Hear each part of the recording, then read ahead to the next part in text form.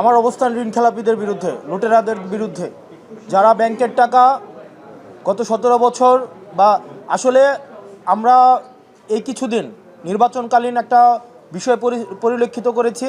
লুটেরাররা আওয়ামী লীগের লুটেরার, বিএনপির লুটেরার, এই লুটেরারদের পরিচয় একটাই, তারা হচ্ছে ব্যাংক খেলাপি, ভোট ডাকাত, তারা হচ্ছে ব্যাংক ডাকাত, তারা জনগণের টাকা, আমার আপনার টাকা চুরি করে তারা হচ্ছে বিদেশে নিয়ে যায়, বিদেশে নিয়ে গিয়ে সন্তানদের বিলাসী জীবনযাপন করায় এবং দেখা যায় কি শুধুমাত্র নির্বাচনের সময় নির্বাচনের উপলক্ষটাকে তারা একটা মানি মেকিং মেশিন হিসাবে নেয়, যে তারা সংসদ সদস্য হয়ে তারা আবার, যেমন আমার প্রার্থীকে যদি দেখেন, উনি যখন নির্বাচনে জিতেছিলেন 2004-এর দিকে উনি একটা কোম্পানি করেন ম্যান পাওয়ার, ওই ম্যান পাওয়ারের মধ্যে উনি নিজে হচ্ছেন ডিরেক্টর, ওনার ছেলে হচ্ছেন একটা অংশ, ওনার ওয়াইফ হচ্ছে একটা অংশ, অর্থাৎ নিজের নামে লাইসেন্স নিয়ে নিজেই কাজ করবে এবং সেই টাকা আবার বিদেশে পাচার করবে।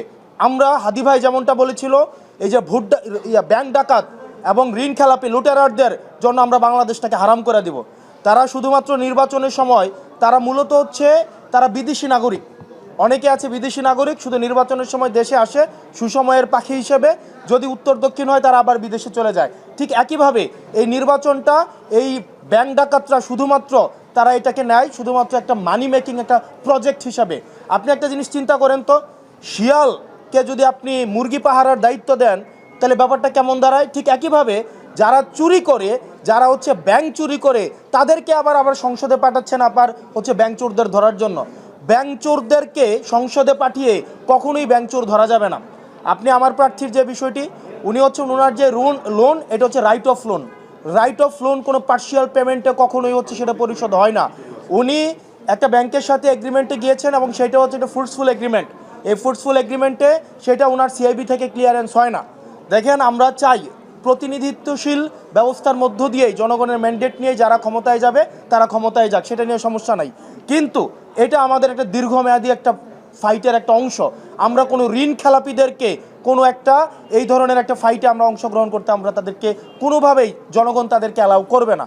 এই ঋণ খেলাপিদেরকে আমাদের জনগণ প্রত্যাখ্যান করেছে 5ই আগস্টের মধ্য দিয়ে, পরবর্তীতে নির্বাচন কমিশন প্রত্যাখ্যান করেছে, আপিলেট ডিভিশন প্রত্যাখ্যান করেছে, আজকে হাইকোর্ট প্রত্যাখ্যান করেছে।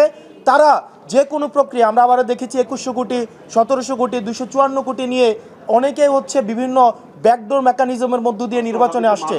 ঠিক একইভাবে তাদেরকে 12ই ফেব্রুয়ারি আবার জনগণ চূড়ান্তভাবে তাদেরকে প্রত্যাখ্যান করবে ইনশাআল্লাহ। আপনি যে মাঠ পর্যায়ে কাজ করছেন, আপনি তো মাঠে গিয়েছেন, তাই না? শোনেন, এখানে কেউ, আপনি কি চান বেআইনিভাবে কেউ নির্বাচন অংশগ্রহণ করুক? বেআইনিভাবে আইন বহির্ভূতভাবে কেউ নির্বাচনে অংশগ্রহণ করাকে আমরা যেভাবে এন্টারটেইন করি না। এবং আমার আসনে আরও অসংখ্য প্রার্থী রয়েছে, এখানে আপনি শুধুমাত্র একটা আইন বহির্ভূতভাবে একজনকে তাইলে আপনি নিয়ে আসেন, আপনি আরও ঋণ খেলাপিদেরকে নিয়ে আসেন, প্রবাসীদেরকে নিয়ে আসেন। আইন বহির্ভূতভাবে যদি বিএনপির ঋণ খেলাপিদেরকে আপনি নির্বাচনে আনতে চান তাহলে আওয়ামী লীগ কী দোষ করছে? আইন বহির্ভূতভাবে আপনি শোনেন, আপনি আপনার পরিচয় কি? না উনার আপনি হাউজের নাম বলেন, হাউজের নাম কি? আপনার হাউজের নাম বলেন। না আমার এখানে সম্মানিত উপস্থিত আমাদের সাংবাদিকবৃন্দ যারা আছেন, আপনাদের সাথে আমাদের পেশাদারি সম্পর্ক।